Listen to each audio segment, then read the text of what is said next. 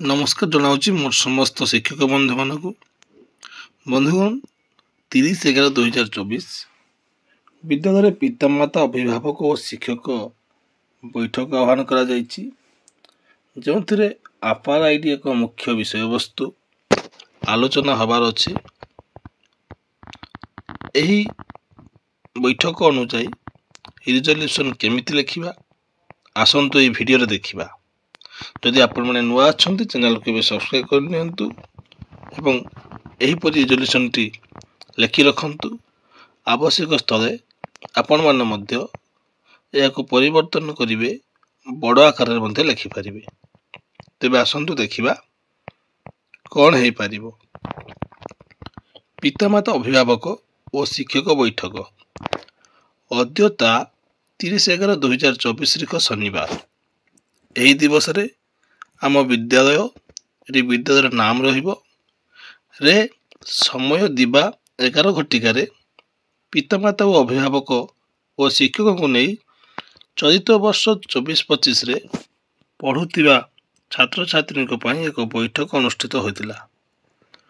ଉକ୍ତ ବୈଠକରେ ବିଦ୍ୟାଳୟ ପ୍ରଧାନ ଶିକ୍ଷକ ଅଧ୍ୟକ୍ଷତା କରିଥିଲେ। ସେ ସଭାପତିତ୍ୱର ଆସନକୁ ସଭାବିମଣ୍ଡିତ କରି ସଭା କାର୍ଯ୍ୟ ଆରମ୍ଭ କରିଥିଲେ। ତାଙ୍କ ସୂଚନାକ୍ରମେ ଉପସ୍ଥିତ ପିତାମାତା ତଥା ଅଭିଭାବକମାନଙ୍କୁ ସ୍ୱାଗତ କରାଯାଇଥିଲା। ଏହାପରେ ସଭାଗୃହରେ ସମସ୍ତେ ନିଜର ପରିଚୟ ରଖିଥିଲେ। ଏହାପରେ ଅସେପାର ଚିଠି ସଂଖ୍ୟା 10891 ଅନୁଯାୟୀ ଯାହା ଆଲୋଚନା ହେବାର ଥିଲା ତାହା ଆଲୋଚନାରେ ଆରମ୍ଭ ହୋଇଥିଲା। ବିଦ୍ୟାଳୟ ପ୍ରଧାନ ଶିକ୍ଷକ, ତାଙ୍କର ନାମ ଏଠି ରହିବ। ଚିଠିର ନିର୍ଦ୍ଦେଶ ଅନୁଯାୟୀ APAR-ID ବିଷୟରେ ସମସ୍ତ ସୂଚନା ପ୍ରଦାନ କଲେ।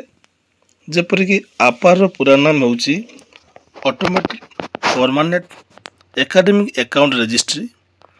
ଏହି APAR-ID ହେଉଛି ସେହି ବ୍ୟବସ୍ଥା ଯାହା ସମ୍ପୂର୍ଣ୍ଣ ଦେଶରେ ଗୋଟିଏ ନୀତି ନିୟମ ଆଧାରରେ ପ୍ରଥମରୁ ଦ୍ୱାଦଶ ପିଲାମାନଙ୍କର ଗୋଟିଏ ପ୍ରକାର ID କାର୍ଡ଼କୁ ପ୍ରେରଣ କରିବ, ଯେଉଁଥିରେ ସମସ୍ତ ପିଲାମାନଙ୍କର ସମସ୍ତ ପ୍ରକାର ତଥ୍ୟ ସୁରକ୍ଷିତ ରହିବ।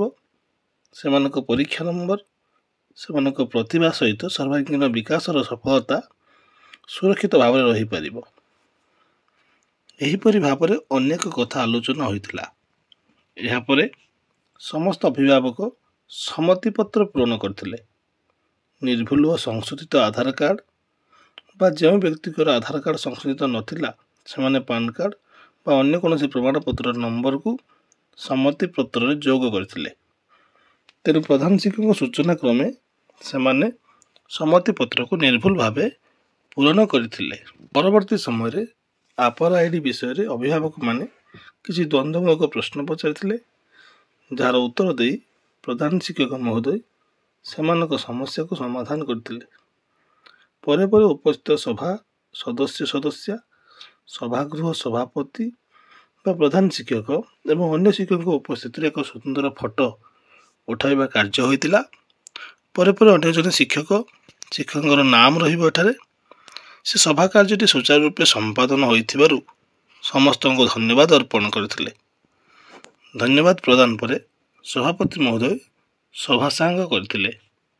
ଏମିତି ସୁଚାରୁ ରୂପେ ପିତାମାତା ଓ ଅଭିଭାବକ ଓ ଶିକ୍ଷକ ବୈଠକଟି ସମ୍ପୂର୍ଣ୍ଣ ହୋଇଥିଲା। ଏହାପରେ ଏଠାରେ ପ୍ରଧାନ ଶିକ୍ଷକଙ୍କ ଦସ୍ତଖତ, ଅଭିଭାବକଙ୍କ ଦସ୍ତଖତ ଏପଟରେ ଆପଣମାନେ ରଖିବେ। ଏଠି ବିଶେଷ ଦ୍ରଷ୍ଟବ୍ୟ ଅଛି, ଆପଣମାନେ ଆପଣଙ୍କ ବିଦ୍ୟାଳୟ ବ୍ୟବସ୍ଥା ଅନୁଯାୟୀ ଆହୁରି ଅଧିକ ଲେଖିପାରିବେ